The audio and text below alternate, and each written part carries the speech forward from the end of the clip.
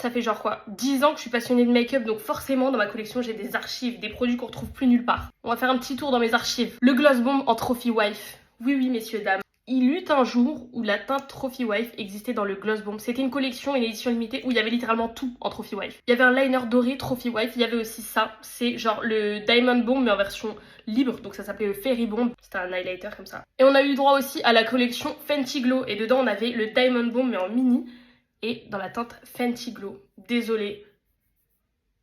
Mais c'était trop beau, genre c'était vraiment juste un effet mouillé. Et dans les Diamond Bomb, on a aussi eu le Cognac Candy. Alors celui-ci, je l'utilise encore jusqu'à aujourd'hui. C'est le Diamond Bomb, mais en bronze. Et ça, je suis désolée, mais ça... Oh, j'adore. Bon, puisqu'on est dans les highlighters, est-ce que vous vous souvenez de la collection Becca, Chloé et Malika, sa meilleure amie, était genre... Il y avait des ronds, il y avait des cœurs, il y avait des X. Et aussi, est-ce que vous vous souvenez de ça? L'highlighter corporel de Huda, mais en version poudre. Et genre, c'était une fleur. Franchement, magnifique. On a la fameuse palette Anastasia Beverly Hills avec Jackie Aina. Cette palette, quand elle est sortie, genre elle a retourné internet. Franchement, le packaging était magnifique. Bon travail. Merci.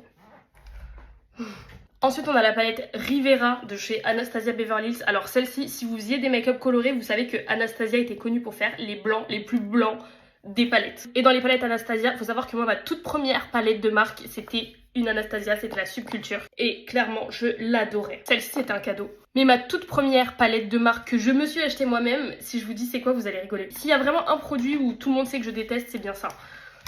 Les Naked. Ma toute première palette de marque, c'était la Naked Hit. Et alors la prochaine palette, elle est un peu niche. Si vraiment t'étais fan de super gros maquillage bien coloré, tu connais la Certify.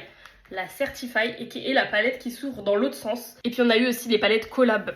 Vous vous souvenez de Jaclyn Hills? Alors on parle beaucoup de la grande. La grande, je l'ai donnée, je sais plus où elle est. Celle-ci, je l'ai achetée quand je suis allée aux États-Unis pour la toute première fois. Et si je devais faire un make-up neutre, je pense que j'utiliserais celle-ci. C'est Jaclyn Hill Divine Neutrals. Toujours dans les collabs Morphe, on a la James Charles, et qui est la palette la plus voulue en 2018. Je crois que j'en avais deux et j'en avais fait gagner une en concours à l'époque. Ma toute première palette colorée, la Morphe 35B. Carrément, c'est les anciens packaging en plastique. Celle-ci, je l'ai aimée, mais je l'ai aimée. Et le violet était tellement pétant, mais il laissait tellement de traces sur les paupières. Mais je m'en foutais. Clairement, je me baladais dans la rue avec des traces roses comme ça, des lip stains limite quoi. Bon, celle-là, elle date pas autant, mais qui se rappelle des palettes Norvina avec Anastasia Beverly Hills. Je faisais la collection, je les avais toutes. Et pour finir, on a toutes les palettes Carnival avec Stacy Marie MUA. Et celle que j'ai le plus aimée, genre dans le sens celle que je trouvais la plus belle, c'était celle-ci. C'était la Carnival Antidote, si je dis pas de bêtises. Ouais, c'est ça. Regarde-moi cette beauté. Je suis désolée, mais les couleurs sont magnifiques. Et jusqu'à aujourd'hui, si je dois faire un make-up un peu dans ces tons-là, genre c'est la première à laquelle je pense.